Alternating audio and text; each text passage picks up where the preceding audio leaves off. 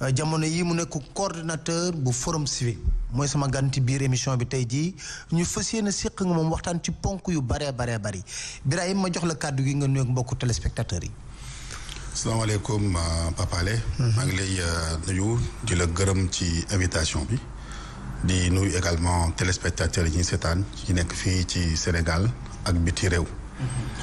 jërëjëf Birahim lan ngay tontu ñuy wax ne xàmmeetuñ société civile bi parce que société civile ba ñu amoon na doole am na sax yenn rapport de force yoo xam ne soo xoolee société civile bi sax moo ko doon imposer état bi ba telle sorte que état bi da doon reculer même doon parti politique bi lan moo indi loolu bu nekkee am na. waaw xam nga du ma jàpp ne c'est vrai société civile bi mën nañu reprocher lu bari. parce que souvent également sunu taxawaay dafay nekk noo xam ne lu lëndëm la ci xelu sénégalais yi ci gis-gisu sénégalais yi sunu comportement sunu relation ak les partis politiques. ñu nekk opposition comme ñu nekk pouvoir. donc loolu bu fekkente ne dañ lay gis tey nga nekk ak opposition bi di jaxasoo ak ñoom di def ak yoo xam ne dafay téye xel également pouvoir bi. ëllëg ñu gis la également pouvoir bi nga jaxasoo ak ñoom di défendre position yoo xam ne dafay jaaxal askan bi c'est normal que population yi am doute ci jëfinu société civile bi mais dama jàpp ne fi ñu taxawoon avant l'arrivée du président de la République Macky Sall au pouvoir foofu lañ taxaw ba léegi mais contexte duñ benn ci lu bari parce que boo xoolee li nga xam ne société civile nekkoon na au devant de la scène ci wàllu wuy na président Wade dem loolu processus la woon processus boo xam ne mi ngi jógee ci assise avant assise nationale yi après assise nationale yi loo xam ne togg askan ba nga xam ne bon opposition bi également taxawoon na donc du mbiru rek société civile opposition bi taxawoon na mais des éminentes personnalités de la société civile nekkoon au devant de la scène booster mbir mi non à la constitution ne touche pas à ma constitution ba mu jur li mu jur ñun ne nag bi mu juree li mu jur gis nañu également déception boo xool laaja Sénégal yi bari dañu am déception ci ñenn ñu naan waxoon dañu bokk société civile tey ñu selon sénégalais. nekk ci beneen boor taxawee neneen man nag personnellement du ma leen ko jàppee parce que dama ci jukki benn nit donc ku ci mel ne Abdoulaye Coulibaly. c'est vrai que ñu bari dañ ko ŋaañ ci position man moom amuñu relation yi dama koy wax mu leer amuñu yenn relation yi sama coordinateur général la amoon nañu yenn relation yi Mohamed Mbodj exactement mais damay wax ne bi nga xamee ne bañ jot na loolu damay wax rek te yàlla tax bi nga xamee ne bañ jot na bi nga xamee na bañ jafe woon na ci bañ moom taxawoon na engagé na responsabilité am engagé na responsabilité famille am engagé na responsabilité organe bi mu doon liggéeyee. engagé na responsabilité ay xaritam ak ñeneen taxaw na wax na bind na livre donc kooku tey jii nii boo amee beneen position am assumé ko duma ko ci ŋàññi.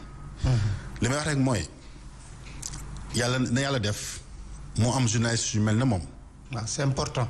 moom journaliste yu mel ne moom taxawaay boobu noonu. ba Sénégalais yi jàpp ne kat journalistes yi taxawoon nañ taxawaay bi nga xam ne.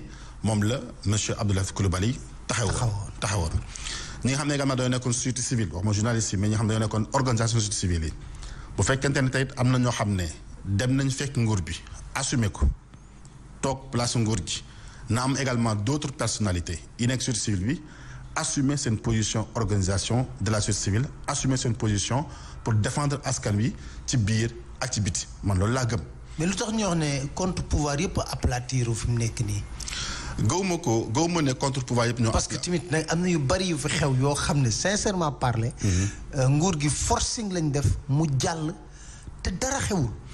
waaw xam nga jàpp naa dafa am benn loo xam ne le bi président Macky Sall ñëwee wax ko ñu bëri nañ ko jàppee wax boo xam ne dina ko def.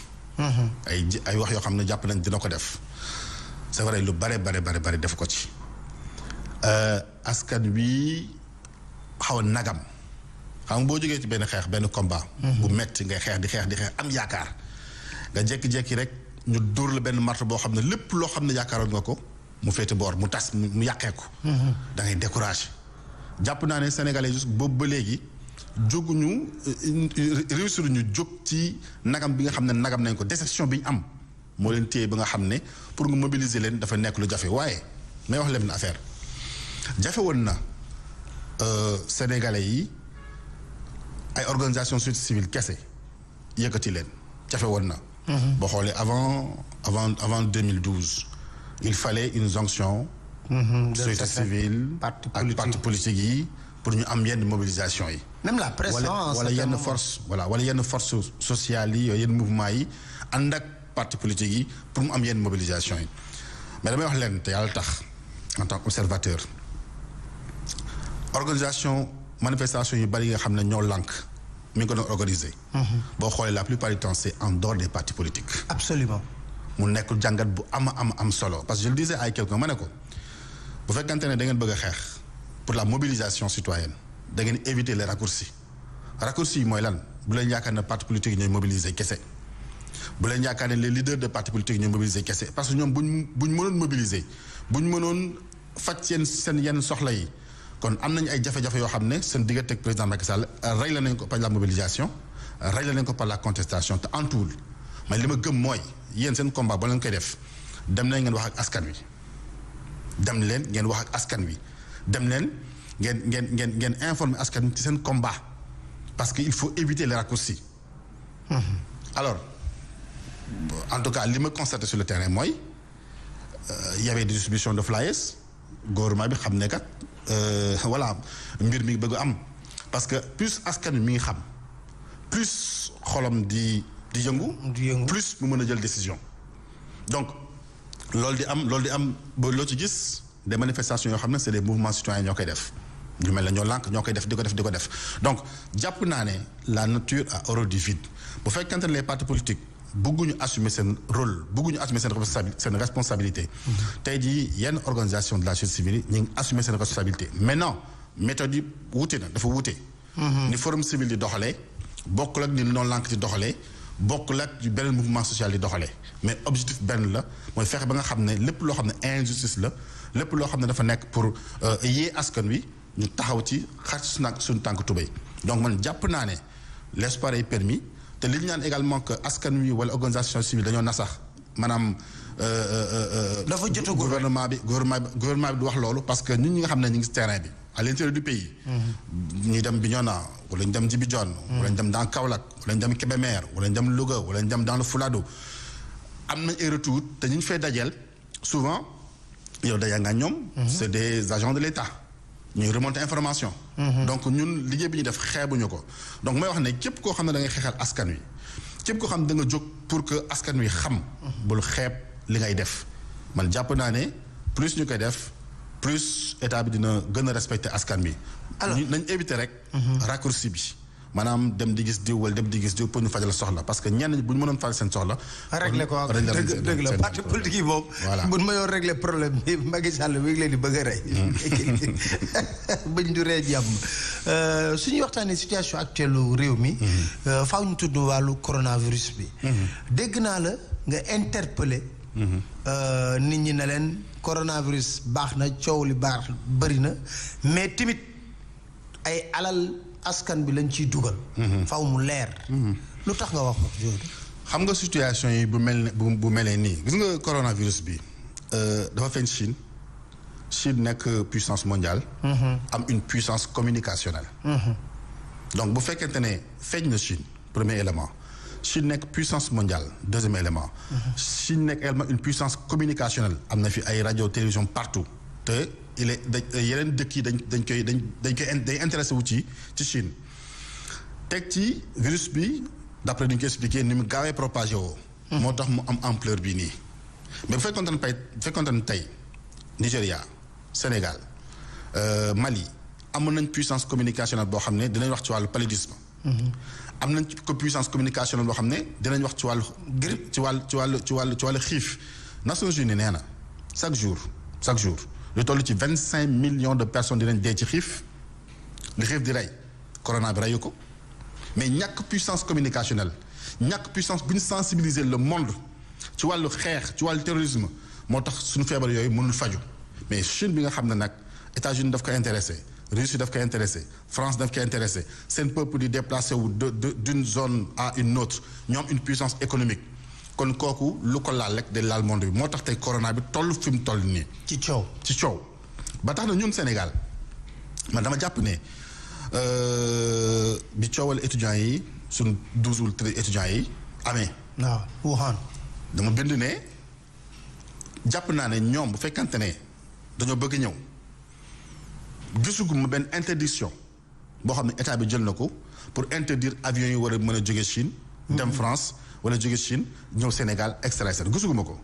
donc fekkante ne interdire woo ay nit di jóge Chine di ñëw Sénégal. je ne vois pas pourquoi Sénégal yi nekk wante dégguma nañu dañoo contaminé ñoo tam bu ñu bëggee ñëw ñu war leen jëlee Chine andi leen Sénégal gisuguma la preuve France contaminé nañ teewul ne am na ay avion touriste yu wàcc Cap Skirring. absolument donc loolu problème la donc bu fekkee da nga bëgg a jëlee ñële te mu wóor na ne cas yi fi duggagum sans stigmatisation nag. sans stigmatisation cas yi fi dugg yëpp jàpp nañ ne ñu dëkkul ci dëkk bi ñoo koy indi donc da nga war a jël ay mesures également ci dëkk yooyu noonu bref xam nga bi Ebola amee. État du Sénégal dafa mettre en place benn centre bu ñu wooyee le COUS c'est le centre des opérations d'urgence sanitaire mu am ay bailleurs ci dugal seen xaalis yu bari GIZ dugal nañ ci xaalis Koika les Coréens dugal nañ ci xaalis Gate dugal nañ ci également xaalis OMS dugal nañ ci xaalis UNICEF dugal nañ ci xaalis ba jimmi jamono ay milliards laa lay wax de ba jimmi jamono ji nii. gisuma benn rapport boo xam ne dafay def reddition des comptes sur la gestion de cette urgence Ebola parce que ñoom jàpp nañ ne lépp loo xam ne urgence rek jarul justification. te jaaduwul. waaw jaaduwul parce que bu war xaalis boobu xaalisu askan bi la mu nekk coopération mu nekk ñàkk nekk coopération c'est au nom du peuple sénégalais donc ni ñu géré woon également Ebola ba xaalis boobu noonu ba tey kenn xamul nan la jàpp naa ne war nañ jàngati leçon boobu ba nga xam ne dégg naa le ministre Abdoulaye Diouf Sarr di demande naan xaalis bi ñu leen jox doyul wala boog xaalis bi dafa war a gaaw a ñëw wala dafa yeex. mais man foofu lu ma jaaxal dafa ne nous sommes à la recherche de 1,4 milliard man ma dégg le président Macky Sall ne nous avons mis à leur disposition 1,4 milliard. j'ai pas compris un peu c'est pas trop clair dans ma tête parce que am na ku ko laajte démb na mais président Macky Sall a dit seen rencontre bi dama président que nous avons mis à leur disposition 1,4 milliard. démb ñu dégg le ministre de la santé nous sommes à la recherche de 1,4 milliard. je sais pas c'est pas trop clair. l'un dans l'autre que ñu mettre à disposition 1,4 milliard. wala ñu bëgg leen jox 1,4 milliard. le ministre actuel a une obligation de rendre compte comme ni muy rendre compte situation sanitaire des cas suspects. waaw. xam nga cas suspect bu am rek ñu gën def communiqué 1 communiqué 2 communiqué 3 et cetera noonu également nañu war a def ba nga xam ne xaalis bi nga xam ne dañu leen koy jox ñu def également une reddition des comptes ci xaalis bi nga xam ne dañu koy jox bu ñu taafantool ak urgence bu ñu taafantool également panique ndax panique ak urgence du tax forum civil bañ a demander une reddition des comptes sur les 1,4 milliard bu fekkante jot nañ ko wala au plus ci la gestion également parce que li fay def mbiru jëndu ay mbiru li ñuy détergent yi ñuy kii la ay yenn yoo xam ne yenn équipement yi la président ak équipement yi ni ñu sol loolu boo ko jëndee que mu nekk ci gré à gré que mu nekk appel à concurrence que mu nekk appel d'offre restreint bu mu ci mën doon il y a une obligation de rencontre te lii nii dossier bi nii lii nii danañ ko suivre ba ci càppaandaw la bépp dërëm boo xam ne dugal nañ ci bailleur bu ci dugal xaalis également dañ la bind laaj la compte na xaalis boobu naka nañ ko utiliser. très bien alors loolu moom mooy indi ma mën la laaj gis nañ indice de perception de la corruption. Le Sénégal est toujours dans la zone rouge lan moo koy expliquer loolu pourquoi. waaw lu koy indi leen la lu yomb la. mooy lu ñuy wax affaiblissement de la volonté politique xam nga Sénégal boo tuddee le président Macky Sall les gens pensent à la personne waxuñ la personne gis nga suñu constitution dafa jël pouvoir yu bari jox ko le président de la République comme on dit en wolof mooy buur di bummi moom mooy nommé di dégommer comme on dit souvent bu fekkente ne président de la République moom lañ jox pouvoir yépp bu amee loo xam ne sooxe na ci wàllu gouvernance ci moom nañ koy delloo parce que bu ñu toogee ba nga xam ne Cour des comptes toog lu ay at 2016 ba 2019 wala 2020 doog a publier ay rapport te chaque année moo war a publier rapport chaque année moo war a publier rapport te Cour des comptes pare woon na ay rapport am parce que man am na ay échange oui pare woon na ay rapport yëpp pare woon na ko yëpp. kon lu tax publier wu ko woon. parce que ñoom bien vrai que texte yi exigé wu leen ko dañ ne woon il faut que ñu remettre rapport yi président de la République ba pare doo ko publier mais fekkante ne demande d'audience président de la République du nangoo toog ci dëkk bi de le recevoir donc faute première bi dafay incomber le président de la République donc ñu toog boobu ba léegi bon il a fallu également d'autres actions derrière pour que le président maintenant accepte de recevoir le rapport Cour des comptes publier ko OFNAC la même chose toog nañ ay années yoo xam ne également publié 2016 ba 2020 ñu doog a publier également seen rapport bi ñu mujjee génne IGE génneegul rapport IGE depuis 2015 je pense je me trompe pas 2016 ba léegi 2015 IGE publiéegul également ses rapports sur l'état de la gouvernance et la reddition des comptes donc loolu bu amee te ki nga xam ne moom moo leen mën a wax na leen et publier na rapport yi waxu ko kon jàpp naa ne la faute incombe au président de la République donc loolu mooy sooxee ci rapport yi nga xam ne mooy rapport OFNAC yi fondamentalement ak tamit bu fekkente ne loi bi dafa imposer yenn autorités yi pour ñu def déclaration de patrimoine defuñu ko. 423.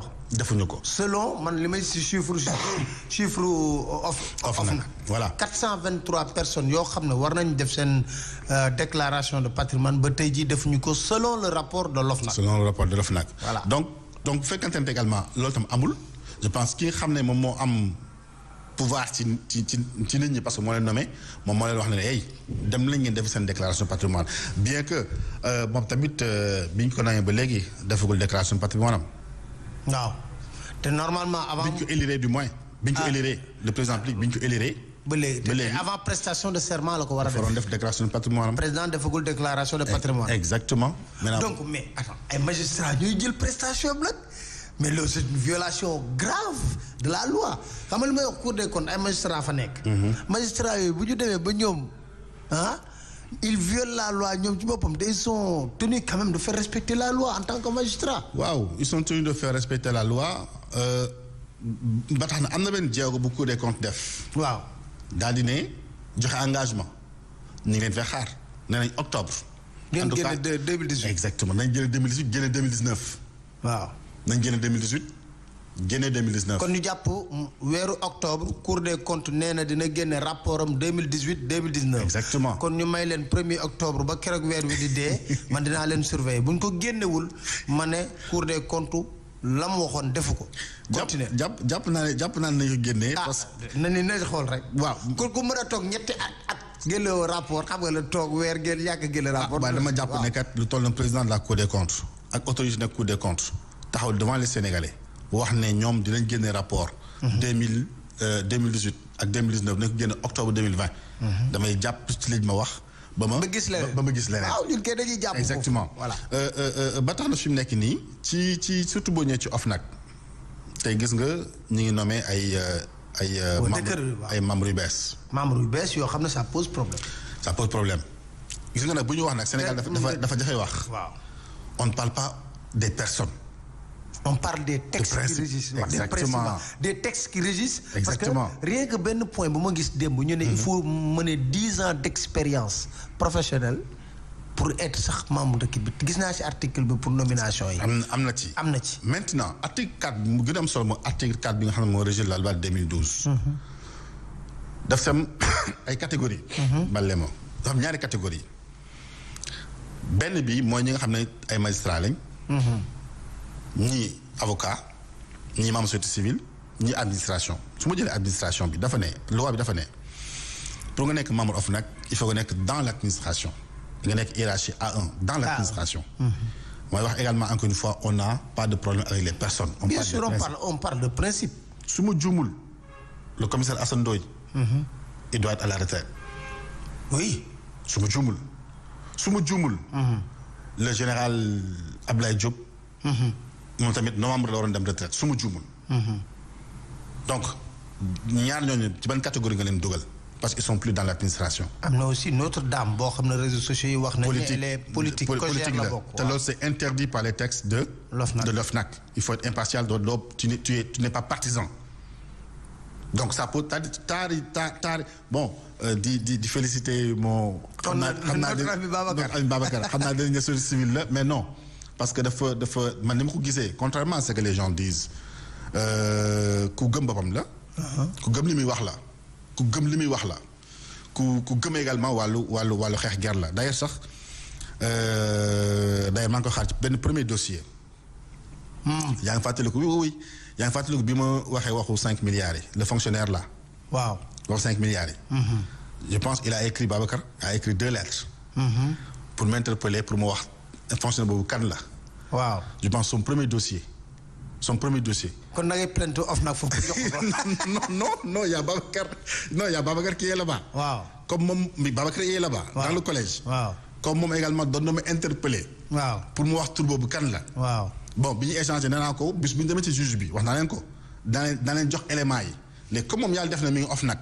je pense son premier dossier mooy fexe ba OFNAC woo ñu ñëw indi ko lu ñu yor mais non mais yow tamit mën nga porter plainte tamit loolu bu la neexee tamit mën nga jaar ci yoon boobu xam nga dañoo nekk ci dëkk boo xam ne soo bindee plainte ñu ne du plainte dénonciation la soo defee dénonciation ñu ne du dénonciation plainte la doo xam li gën a wóor mooy tey jii wax naa leen ko fekkante ne doyen de juge tey woo na ma doyen de juge tey su ma woowoon tey ma ñëw. mais nga waxoon ci 5 milliards yi nga ne fonctionnaire bi. waaw dañ ko mën nga ci dellu si waat pour gars yi waaw benn 5 milliards la ñu def ki benn turu fonctionnaire. turu fonctionnaire. mu jël 5 milliards yi téye. en tout cas décaissé nañ ko. ba jox ko. décaissé nañ ko. 5 milliards. 5 milliards mën na ko fuuf yóbbu. 5 milliards de francs CFA.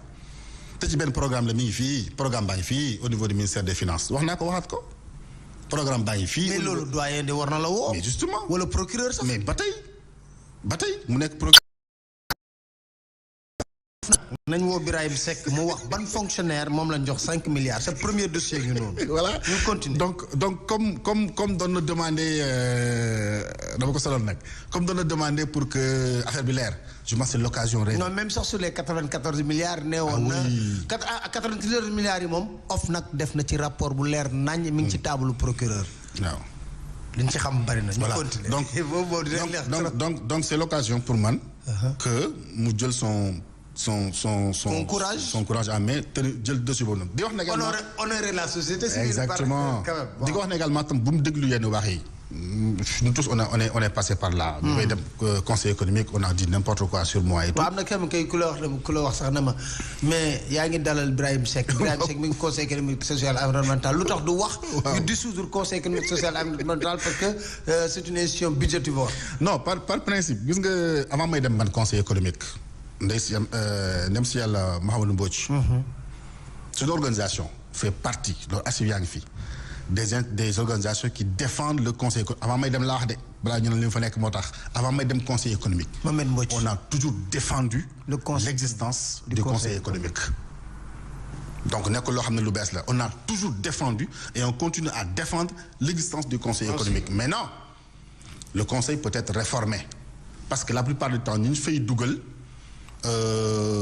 bëgguma di ci wax noonu mais des na daal parce que da ngay dem benn commission boo xam ne 30 personnes la ay 7 personnes ay 5 personnes ñooy liggéey bi yëpp ñeneen ñi duñu fa sax jaar wala bu ñu fa jaaree boog plénière la mooy li nga gis également comme assemblée nationale la bu télévision yi ñëwee ñu ñëw ci plénière bi wax poser question bu commission amee bu liggéey amee duñ ñëw donc il faut que ñu réformer un peu le conseil économique ni muy doxee mais ñun on fait partie ñi nga xam ne dañoo bëgg ñu maintenir le conseil économique. déggoon naa nga ne bëgg nga ñu audit tamit conseil Aminata Tall na loolu du fi amee. oui bien sûr xaaral ma ñëw ci sa question waa ji dafa ne dañ ma interpeller man nu mu duggee man avant ma dugg conseil économique. waaw. maa ngi woon forum civil membre simple. waaw. je me rappelle Ndeye Mariam Samb. tam nekk ADM voilà moom ma nekkoon directrice exécutive forum civil. à moins d'1 heure. pour ñu yóbbu tuuti ci lay doog ci la may convaincre pour mu dem conseil économique dama bañoon ba tëj naaj bi presque pendant des xam nga rek sama diggante ak Mbodj diggante papa ak doom la woon.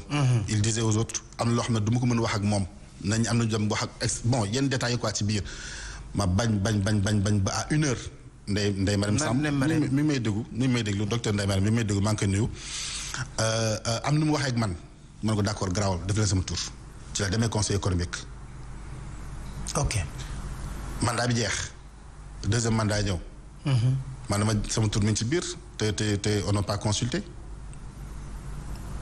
donc très bien c'est clair. pour te teewul te depuis que ma nekk conseil économique ba léegi. yaakaaruma ne sama ligne changé na.